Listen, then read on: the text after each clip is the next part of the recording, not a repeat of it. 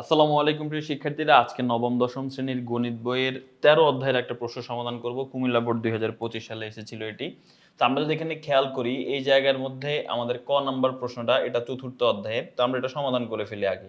দেখো এখানে বলা হচ্ছে এই 4 টু দি পাওয়ার 2p - 1 = 128 হলে p এর মান নির্ণয় করো। তো প্রথমে আমরা এটা লিখলাম।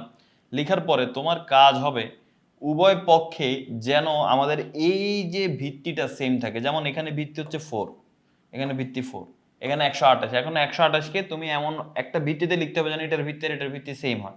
তো 128কে তুমি 4 টু দি পাওয়ার কিছু লিখতে পারো না নর্মালি, সরাসরি ভগ্নাংশ ছাড়া। তো সেই ক্ষেত্রে 128কে লেখা যায় কি 2 টু দি পাওয়ার 7। তাহলে ডান পক্ষে 2 টু দি পাওয়ার 7 আসছে। এখন তোমাকে বাম পক্ষেও এখানে কি করতে হবে, ভিত্তি 2 আনতে হবে। তো ভিত্তি যেহেতু 4 আছে, 4 কে 2 বানানো যায় কি, 4 কে আমি লিখছি 2 স্কয়ার। 4 কে কি লিখছি 2 স্কয়ার, তার উপরে আবার কি ছিল 2p - 1। তো 2 স্কয়ার তার উপরে পাওয়ারের উপর পাওয়ার হলে তারা গুণ হয়ে যায়। এখানে একটা লাইন দেখো দেওয়া আছে কি 4 টু দি পাওয়ার 2p - 1। এখন 4 কে কি লেখা যায় 2 স্কয়ার, এটা হচ্ছে 4 কে আমি লিখলাম, তার উপরে কি আছে 2p - 1। এখন এই যে 2 এর উপর একটা পাওয়ার কে 2, তার উপর আরেকটা পাওয়ার কে 2p - 1। তাহলে দুইটা পাওয়ার আছে এখানে, একটা হচ্ছে 2 আর একটা হচ্ছে 2p - 1। তো পাওয়ারের উপরে পাওয়ার, এটা যদি হয় এটা গুণ হয়ে যায়, মানে 2 টু দি পাওয়ার এই দুটো গুণ হয়ে যাবে 2 ইনটু 2p - 1। এই যে এখানে সেটাই লেখা হয়েছে 2 into 2p - 1 equal to 2 to the power 7। এখন এখানে যদি খেয়াল করো যে উভয় পক্ষে এখন ভিত্তি সেম হয়ে গেছে, এখানেও ভিত্তি 2, এখানেও ভিত্তি 2, ভিত্তি ভিত্তি কাটা। তার মানে এই পাওয়ার সমান হচ্ছে এই পাওয়ার, অর্থাৎ 2 into 2p - 1 equal two 7, 2 into 2p - 1 equal two 7। তাহলে এবার এই 2 এর সাথে 2 গুণ করলে কি হবে 4p, 2 এর সাথে -1 গুণ করলে কি হবে -2, আর ওই পাশে 7 এর জায়গায় 7, -2 ওই পাশে গেলে +2 হয়ে যাবে। 7 আর 2 যোগ করলে 9, 4p = 9, p = কি হবে 9 কে 4 দিয়ে ভাগ করলে 9/4।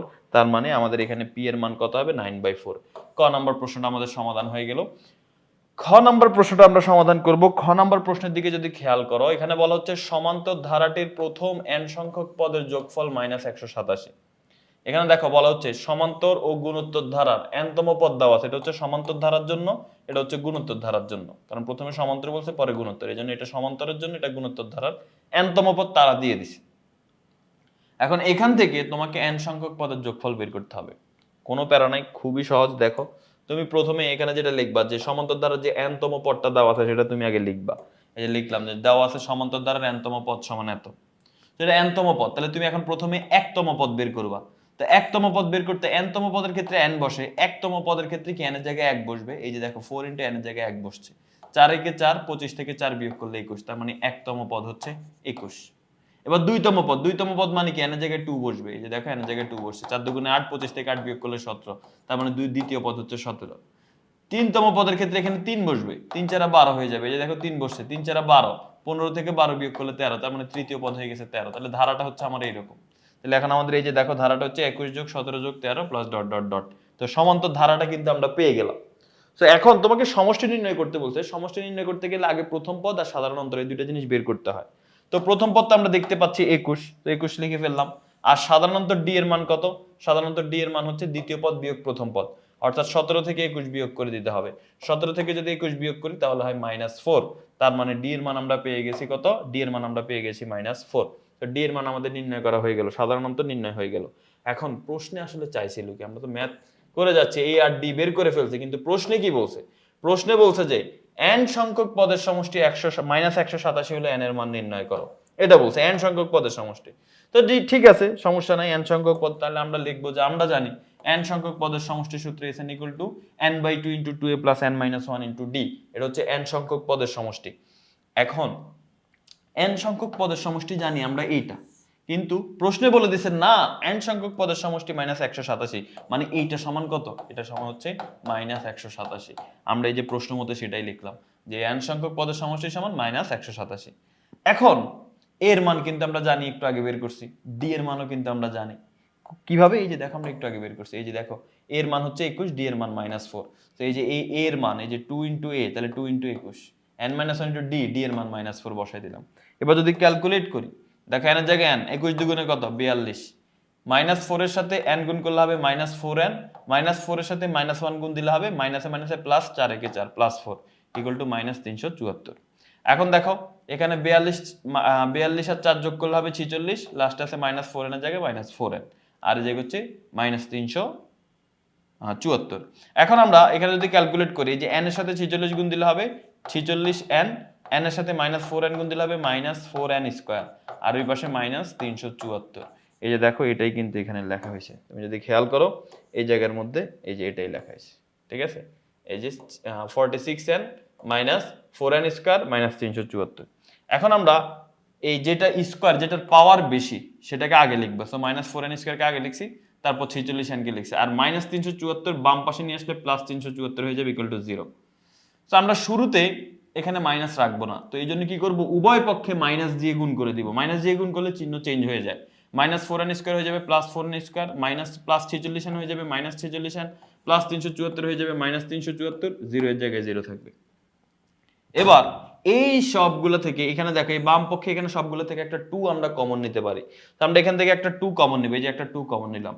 2 কমন নিলে কি হবে, 4n স্কয়ার হয়ে যাবে 2n স্কয়ার, 46n হয়ে যাবে 23n, কারণ 46 কে 2 দিয়ে ভাগ করলে হবে 23, 374 হয়ে যাবে 187, সবগুলোকে 2 দিয়ে ভাগ করে দিতে হবে যেহেতু 2 কমন নিছি। ওকে, এখন এই 2 এখানে গুণ আকারে আছে, 2 এই পাশে গেলে কি হয়ে যাবে, ভাগ হয়ে যাবে। তো শূন্যকে যদি আমি 2 দিয়ে ভাগ, 0 ভাগ 2, শূন্যকে 2 দিয়ে ভাগ করলে শূন্যই হয়, এই জন্য এই 2 ওই পাশে গিয়ে শূন্যই হয়ে গেছে, এই 2টা ওই পাশে গিয়ে শূন্যই হয়ে গেছে। এখানে আর 2 আমরা লিখিনি, যে এই 2টা আর নাই, শুধু এই ব্র্যাকেটের ভিতরে যেটা আছে সেটা লিখলাম, আর এই 2 ওই পাশে গিয়ে শূন্য হয়ে গেছে। এখন আমরা এখানে মিডল টার্ম করে ফেলবো। সো এই মিডল টার্ম কি হবে, আমাদের এখন এমন সংখ্যা লাগবে, মানে এই 23n কে এমন দুইটা সংখ্যা আমাদের বিভক্ত করতে হবে যে দুইটা সংখ্যাকে গুণ করলে কত হবে, এই 187 আর 2 এর গুণফল, 187 আর 2 এর গুণফল হচ্ছে -374। তার মানে এমন দুইটা সংখ্যা দিয়ে আমরা এই 23 কে ভাঙাবো যাদেরকে গুণ করলে -374 হবে এবং যোগ বিয়োগ করলে -23n হবে। এই যে -34n আর +11n, এই দুইটাকে যোগ বিয়োগ করলে -23n হয়, আর -34 আর +11 গুণ করলে -374 হবে। ওকে, সো এটা আমাদের ক্লিয়ার হয়ে গেল, আশা করি বুঝতে পেরেছো। তো এখানে আমরা এইভাবে মিডল টার্মটা করলাম। এখন এই দুইটা থেকে কি কমন যায়, 2n কমন যায়, 2n কমন গেলে n থাকে, এখান থেকে 2n কমন গেলে শুধু 17 থাকে। এই জায়গা থেকে 11 কমন যায়, 11 কমন গেলে এখানে শুধু n থাকে, এখান থেকে 11 কমন গেলে 17 থাকে। এবার n-17, এই n-17টা কমন নিলাম, তাহলে কি থাকে, 2n + 11, এই যে 2n + 11 থাকে ইকুয়াল 0। তাহলে এখন আমরা বলতে পারি এটা সমান 0, এটা সমানও 0। তো এই যে দেখো এটা সমান 0 এবং এইটা সমান 0। তাহলে n এর মান কত হয়, -17 ওই পাশে গেলে +17 হয়ে যায়, আর এখানে +11 ওই পাশে গেলে -11 হয়, আর 2 এখানে গুণ আকারে আছে ওই পাশে গেলে ভাগ হয়ে যাবে, তার মানে -11/2। তো আমরা সব সময় জানি এই ধারার ম্যাথ করতে গেলে n মানে হচ্ছে পদের সংখ্যা, এটা কখনোই ঋণাত্মক বা ভগ্নাংশ হতে পারে না। তার মানে এটা ঋণাত্মক যেহেতু সেটা হতে পারবে না, ঠিক আছে, পদের সংখ্যা ঋণাত্মক হতে পারবে না। তার মানে n এর মান কত, n এর মান হচ্ছে 17। আশা করি বুঝতে পেরেছো। আমাদের খ নম্বর প্রশ্নে কিন্তু সমাধান হয়ে গেল।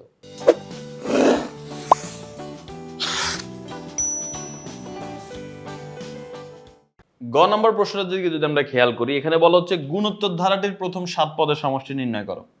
তো গুণোত্তর ধারা 7 পদের সমষ্টি নির্ণয় করো। আমাদের এখানে গুণোত্তর ধারার n-তম পদ দেওয়া আছে, n-তম পদ থেকে আমরা ধারাটা নির্ণয় করব, সেই ধারা থেকে আমরা a এর মান r এর মান নির্ণয় করব। a আর r পাওয়ার পরে এবার হচ্ছে আমরা 7 পদের সমষ্টি তার সূত্র বসিয়ে ম্যাথটা করে ফেলবো। তো দেখো, তো প্রথমে আমরা যে কাজটা করব সেটা হচ্ছে আমরা প্রথমে লিখবো যে দেওয়া আছে আমাদের যেটা গুণোত্তর ধারার n-তম পদ 2 - n। এবার তাহলে 1-তম পদ কি হবে, 1-তম পদের ক্ষেত্রে n এর জায়গায় 1 বসবে, শুধু এই যে n এর জায়গায় 1 বসছে। এখন হাফ থেকে যদি 1 বিয়োগ করো তাহলে এখানে লসাগু হবে, লসাগু করলে -1/2 হয়। তো -1/2 মানে কি জানো, আচ্ছা একটু খেয়াল, এটা একটু বিশ্লেষণ করে দেই। দেখো এখানে খেয়াল করো, এখানে প্রথমে আমরা এই 1-তম পদের ক্ষেত্রে n এর জায়গায় 1 বসাইছি, এখন হাফ থেকে 1 বিয়োগ করব, সেটা লসাগু। তো এখানে 2 হর আছে, 2 লসাগু হবে। তো 2 কে 2 দিয়ে ভাগ করলে 1, 1 এর সাথে 1 গুণ করলে 1, মাইনাস এখানে কোনো হর নাই, এই জন্য 1 এর সাথে লসাগুটা সরাসরি গুণ হয়ে যাবে, 2 1 এ 2। তাহলে কি হলো, 1 থেকে 2 বিয়োগ করলে হবে -1 আর নিচে হচ্ছে 2, তার মানে -1/2, এই যে -1/2। তো মাইনাসটা উপরে দিলে হবে, আবার এইভাবে দিলে হবে, সমস্যা নাই, -1/2। তাহলে কি দাঁড়ালো, 2 -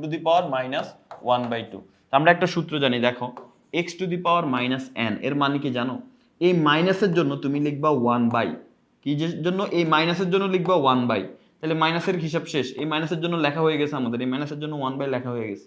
বাকি থাকে কি x⁻n, সেটা নিচে বসাবো। তাহলে এখন আমার কাছে আছে 2 - তাহলে এখন আমি এই মাইনাসের জন্য লিখবো 1/, তাহলে মাইনাসের কাজ শেষ। এবার বাকি থাকে কি 2 টু দি পাওয়ার হাফ, এই 2 টু দি পাওয়ার হাফটা তুমি এভাবে লিখবা। তো এখন একটা জিনিস জানো কিনা, এই যে দেখো √2 মানে কি জানো, রুটকে ভাঙাইলে পাওয়ার কি হয় জানো, হাফ হয়। √3 মানে কি জানো, এই রুটকে ভাঙালে 3 হাফ হয়। 3 হাফ যে কথা, √3 একই কথা, 2 হাফ যে কথা, √2 একই কথা। তাহলে এখানে 2 হাফ আছে, আমি 2 হাফকে কি লিখতে পারি, √2 লিখতে পারি, মানে 1/√2 লিখতে পারি। তো এখানে এই যে দেখছো এই কাজই করা হয়েছে, প্রথমে নেওয়া হয়েছে এইভাবে, এই যে এখান থেকে প্রথমে এই লাইন আসছে, এই যে এই লাইন থেকে এই লাইন আসছে, এরপরে 2 হাফকে √2 লিখছে। আশা করি বুঝতে পেরেছো। তো প্রথম পদ পেয়ে গেছি। তো দ্বিতীয় পদের ক্ষেত্রে কি হবে, দ্বিতীয় পদের ক্ষেত্রেও যে এই যে n আছে, এই পদের ক্ষেত্রে হচ্ছে আমাদের এই পদে n এর মান 2 বসবে। আমাদের এখানে n এর মান 1 ছিল, এখানে বসবে 2। তাহলে n এর মান আমরা এখানে 2 বসাবো। তাহলে এখন হাফ থেকে 2 বিয়োগ করা, হাফ থেকে 2 বিয়োগ করলে যা হবে কি হবে, -3/2। -3/2 কে আমরা কি লিখতে পারি বলো তো, -3/2 কে আমরা লিখতে পারি 1/2 মাইনাসের জন্য লিখবো 1 বাই, বাকি থাকে 2^3/2। এই যে 2^3/2 এখানে লিখছি।